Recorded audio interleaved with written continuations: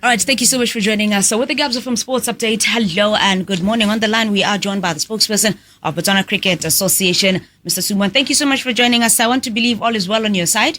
Good morning, and thank you for having me on the show. And so far, so good. Yes, thank you very much. And I hope likewise with everybody at the Gabs FM team as well. Well, we've been surviving amidst everything. It can only get bigger and better.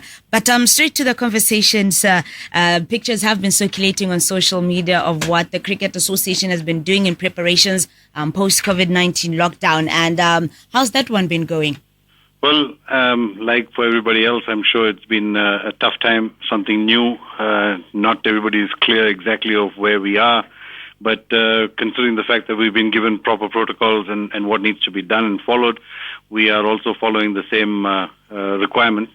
And as far as the BCA is concerned, we have already started with the fumigation and the sanitization of the premises, trying to get prepared to see how we can fulfill and comply with the BNSC protocol requirements. So as it stands right now, we are more or less ready with the initial stages, and I think we have our inspection coming up. I think it's today, to be honest, with regards to see whether we are good to go. But having said that, we will be taking our programs on a very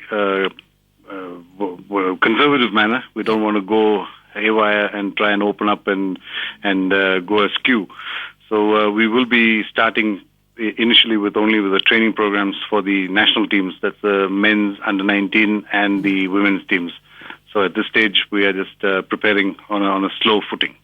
One would like to know, the whole lockdown as well as, the COVID-19 measures that have been put into place. How has that affected the calendar of events for Botswana Cricket Association? I know very well that most of the time we are hosting these international tournaments, especially towards the end of the year. Well, to be honest with you, we were just about preparing to start the calendar when the lockdown hit us. Yeah. So as far as the BCA is concerned, we were supposed to be participating in a couple of events, international tournaments actually. The first was the men's qualification for the 2021 T20 World Cup. We were supposed to be playing in Stellenbosch in South Africa in April, but that got postponed. At the same time, we were also preparing for our women's team to travel to Uganda to play a tournament there. That also has been shelved for the time being. And pretty soon, the under-19 boys were also supposed to prepare for the sub-regional qualifiers for the under-19 World Cup. So as it stands right now, all three teams have suffered a bit of a setback with respect to participation in competition because they had started preparing and training slowly. And before they could really get into full steam, the lockdown hit us. So yes, it's been a bit of a blow for us. But that's been the global issue.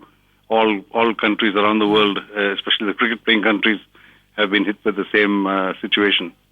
We've seen associations, we've seen organizations going virtual in terms of meetings just to keep the conversations rolling. How has that one been for Cricket Association within our parameters?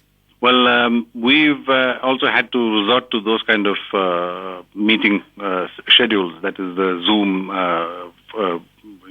parameters of having meetings. So the BCA executive had one on that basis a couple of weeks ago, and we are scheduled to have our AGM as well this weekend.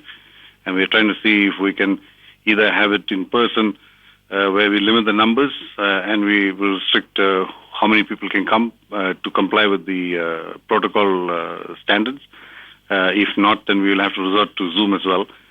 At the same time, at the ICC level as well, on the CEC, where I am a member, we've had a couple of meetings on that as well. And, the ICC conference was also scheduled to be held in South Africa, in Cape Town, in the middle of July. That looks like it's going to be postponed as it stands because of obviously the international travel regulations still in place. So, meetings by video conference calls is not a very pleasant thing, but at least we are not sitting quiet and idle. We are trying to make sure that we still go ahead and try and address the business matters that needs to be taken care of. Any last words you'd like to leave us with, sir? Well, I think from a Botswana perspective, thank God, we are in a better position. I think we can be blessed and grateful to God that we are in the situation that we are, where thankfully things are more under control. And as I said earlier in another interview as well, that the protocols that have been put into place, the regulations and restrictions that have been put into place by the government, I think if we as individuals play our part, I'm sure we will be able to combat that together. And, I think every individual has a role to play in this. Players, spectators, stakeholders, everyone alike, no matter which code of sport it is, no matter what walk of life it is, I think we just need to do our part. All right, this is how we wrap up today's conversation. Many more of these will follow just after the Gabs of News headlines. At 8:30, I am Neo Skillo.